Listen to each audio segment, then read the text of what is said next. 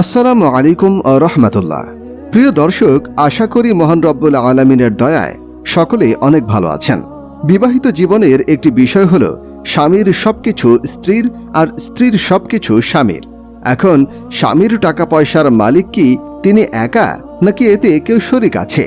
অবশ্যই তার স্ত্রী শরিক আছে, কারণ বিবাহের পর স্বামীর জন্য স্ত্রীর সব খরচ বহন করা তার উপর আবশ্যক। মাসিক যা খরচ লাগে তা অবশ্যই স্ত্রীকে নিজের সম্পদ থেকে দিতে হবে। বর্তমানে অনেকেই স্ত্রীকে মাসিক খরচের টাকা দেন না বা অবহেলা করেন। এটা একেবারেই ঠিক না, বরং গুনাহের কাজ। যারা স্ত্রীকে ভরণ পোষণ ঠিকমতো দেন তারা অনেক সওয়াবের কাজ করছেন। যারা দেন না ইচ্ছা করে বা অবহেলার কারণে, তাদের স্ত্রীদের জন্য অনেক মূল্যবান হাদিস আয়েশা রাদিয়াল্লাহু আনহা থেকে বর্ণিত। আল্লাহর রাসূল সাল্লাল্লাহু আলাইহি ওয়াসাল্লামকে বলেন, আবু সুফিয়ান রাদিয়াল্লাহু আনহু একজন কৃপণ ব্যক্তি। এ অবস্থায় আমি যদি তার মাল হতে গোপন কিছু গ্রহণ করি তাতে কি গুনাহ হবে? তিনি বলেন, তুমি তোমার ও সন্তানদের প্রয়োজন অনুযায়ী ন্যায়ভাবে গ্রহণ করতে পারো। সহিহ বুখারী হাদিস নম্বর 2211। হাদিসের মান সহিহ হাদিস।